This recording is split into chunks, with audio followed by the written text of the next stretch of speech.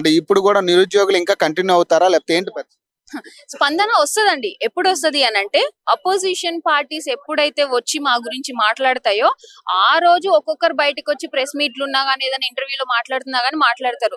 అట్లా ఉంటది స్పందన తప్పించి అప్పుడే కనిపిస్తాం నిరుద్యోగులం అనేటోళ్ళము. వాళ్ళు మాట్లాడిన మాటలకి రెస్పాన్స్ ఉంటది. కానీ మేము మాట్లాడిన మాటలకి రెస్పాన్స్ ఉండదు. ఎందుకు ఉండదంటే నిర్లక్ష్యం. వీళ్ళకి సపోర్ట్ ఇప్పుడు మేము లాస్ట్ టైం ప్రొటెస్ట్ చేసినప్పుడు మాకు అందరు కాంగ్రెస్ సైడ్ నుంచి అటు సైడ్ నుంచి ఇటు సైడ్ నుంచి సపోర్ట్ వచ్చినారు. మేము వాళ్ళని వెల్కమ్ చేసినాం. మాకు డెఫినెట్ గా సపోర్ట్ అవసరం ఉంటది. డెఫినెట్ గా వెల్కమ్ చేసినాం. అప్పుడు చేసినప్పుడు తప్పు కాదు, అది కరెక్ట్ వాళ్ళకి అప్పుడు ఒప్పు.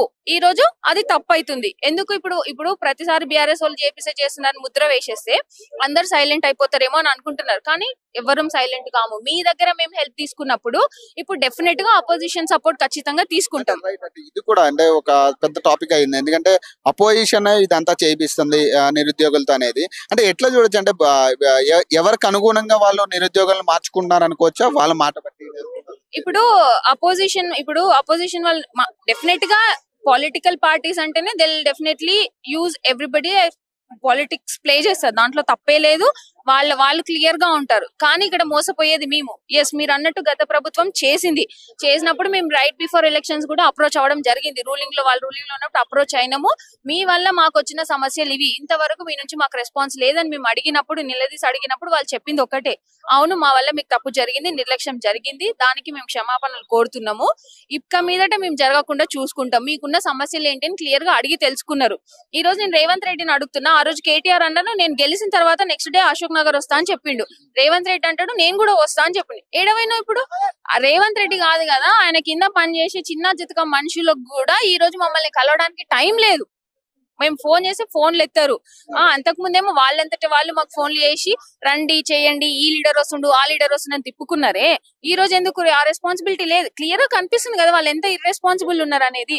అంత ఇర్రెస్పాన్సిబుల్ గా మీరు బిహేవ్ చేసినప్పుడు మేము రెస్పాన్సిబుల్ గా మా బాధ్యత, మా డిమాండ్స్ మేము నెరవేర్చుకోవడం కోసం ఎంత దూరమైనా మేము పోతాం.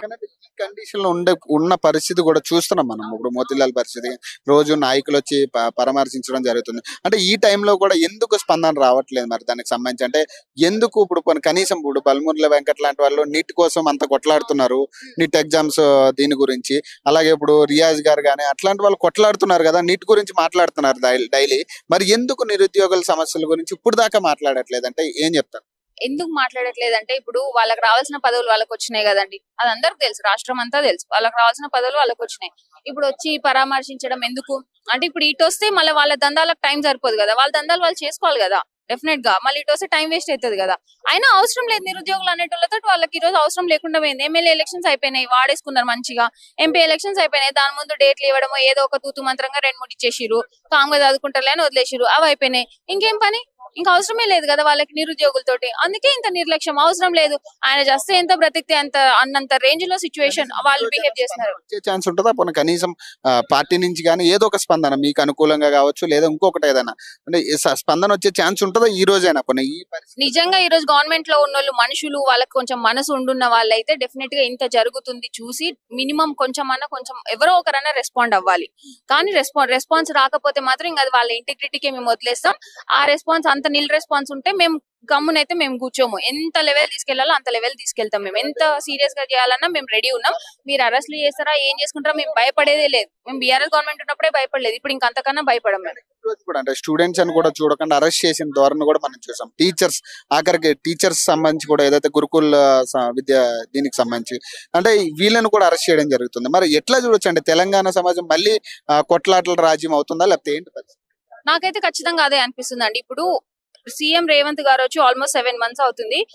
స్టేట్ లో ఉన్న ఏ సెక్షన్ ఆఫ్ పీపుల్ సాటిస్ఫైడ్ ఉన్నారు? జనరల్ సర్వే గవర్నమెంట్ నిర్వహించమని చెప్తున్నా నేను. ఎవరి విషయంలో ఆయన కరెక్ట్ గా వ్యవహరించిండు? ఆయన ఇచ్చిన హామీలలో ఏ ఒక్కటి కరెక్ట్ ఇంప్లిమెంట్ చేసి చెప్పండి. ఏది లేదు. ఏది లేనప్పుడు ఇంకా అసలు గవర్నమెంటే వేస్ట్ అనిపిస్తుంది. చాలా చేతగాంతనంగా, చాలా నిర్లక్ష్యంగా, ఇంత దారుణంగా బిహేవ్ చేస్తుందని అయితే మేము కల్లో కూడా ఊహించలేదు. ఎట్లా అంటే మేము అంత పని చేసిన మాకే ఈ రోజు వెన్నుపోటు పొడిచినట్లు అయిపోయింది. అంత వెన్నుపోటు పొడిచడము కాంగ్రెస్ వాళ్ళకే సాధ్యమని నాకు అనిపిస్తుంది. Thank you.